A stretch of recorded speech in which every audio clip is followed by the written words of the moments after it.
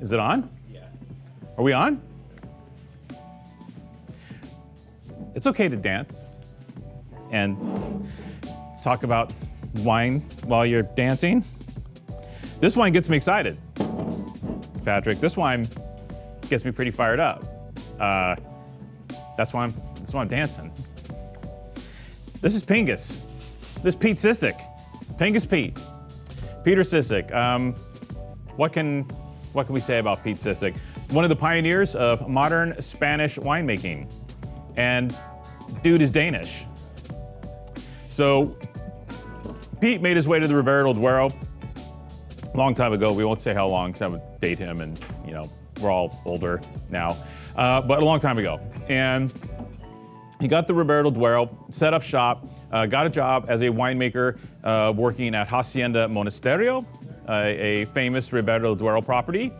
And he was a bit of a wunderkind, he knew what to do and how to do it really quick. And he hooked up with some pretty influential people. He was working a lot with him and Jean-Luc Tunavant from Chateau Valandreau, our buddies, Andrea Franchetti from Le Coupole, which we did a couple days ago. Funny enough, that's weird, this wasn't planned. They were all buddies, like this cabal of how do we make great new wines, and the rest is history. Basically, he rejuvenated Hacienda Monasterio, turned it into a fabulous property, big scores. Then he got to create his own property. They allowed him to create a wine called Pingus, Dominio de Pingus. And of course, that wine immediately shot to popularity in the mid-90s, scoring 100 points, becoming one of the great icon wines of Spain.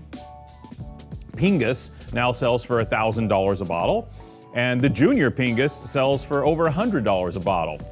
So he conquered the Ribera del Duero, he made the best wine, the most expensive wine. He did all that. So what's left to do? Well, in his mind, what's left to do is give back. So, starting in 2006, 2007, he began this process working with, at the time, Pablo Rubio, who was the winemaker at the time for Alonso del Hierro, another really top-notch estate there. They got together and they started looking for vineyards that had great potential. Because one of the problems he encountered with the vineyards in the Ribera del Duero is that previously all these grapes were sold to cooperative wineries that were looking for quantity, not quality. The classic story. So these old vineyards in the Ribera del Duero were being farmed too heavy. They were being farmed not sustainably, tons of pesticides, lots of chemicals, huge crops.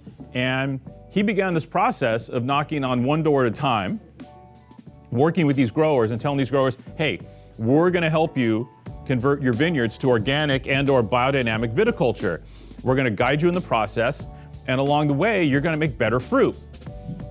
When you make better fruit, we're gonna buy it from you, and we're gonna pay you more for the fruit than you were getting from the previous guy. So essentially, he was creating his own super sustainable organic supply of old vine Tempranillo from which to produce this wine that we have in front of us today called Sai. Now, of course, the early wines were a bit mixed qualitatively, right? Because you're working with all these different growers.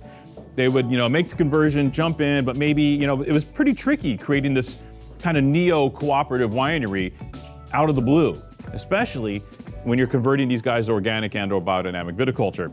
So the first ones were a bit rough, but in the last 10 years, this project has just detonated. Because here's what happens, right? Think about it. You have all this old vine material, right? Then he starts growing better and better grapes from these vineyards. But these vineyards are still selling to this cooperative setup, and the pricing remains steady because production's up to like 30,000 cases of this wine now. They started with just a few hundred cases, now it's 30,000. Brand new winery, the whole shooting match. So all these vineyards are getting better at the same time. So what happens to the quality of the wine? Well, obviously, it takes a huge jump, but they're stuck. The wine's this price, probably $40 full retail or whatever, and they can't really go much past it, right? Because that's not the deal. Capiche?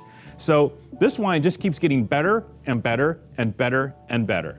And that's what we have here. The 21 Pingus Sai Ribera del Duero is absolutely ridiculously good wine for the money, underpriced.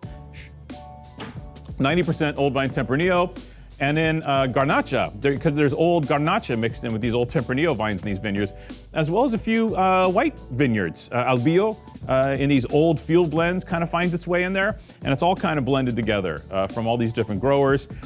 All new, all older wood, cement, maybe a stitch of new barrel here and there, but just a touch. A lot of the new wood, that traditionally was reserved for the Pingus program. So you get this pure, unfettered, gorgeous, now organic / biodynamic Ribera del Duero red wine from all these great rejuvenated vineyards. What a wonderful project. We talk a lot about sustainability in this business and giving back, and not just shooting for, okay, I'm gonna make a $400 wine, 20 cases and sell tomorrow. No, this is about the future of the Ribera del Duero, and I think he's put the Ribera del Duero in a really great place, right? I'm sure he's making some money off this gig, but in the end, it was less about him making money off this gig and more about really doing something for the vineyards of the Ribera del Duero, which he's done.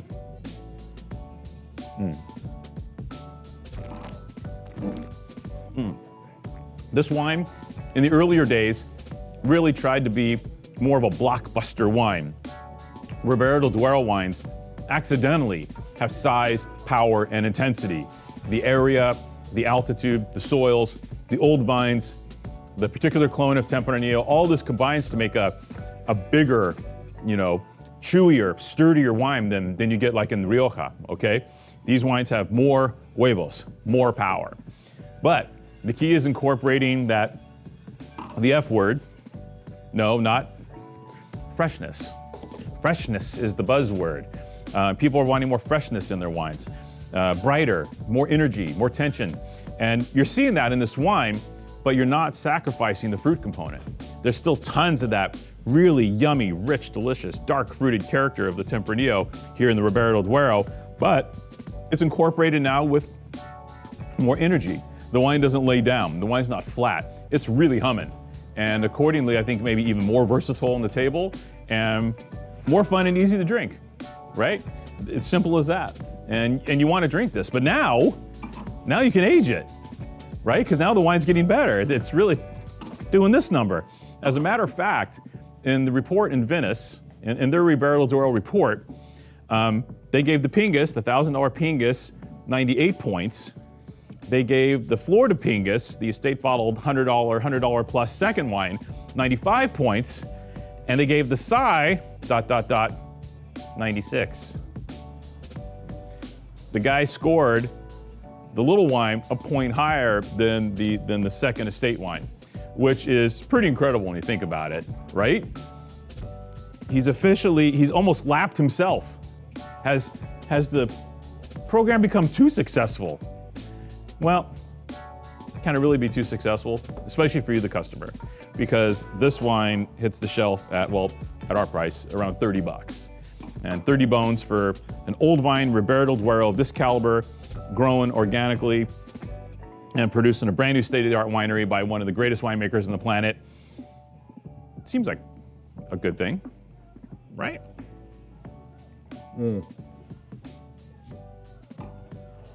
Yeah, it's a good thing.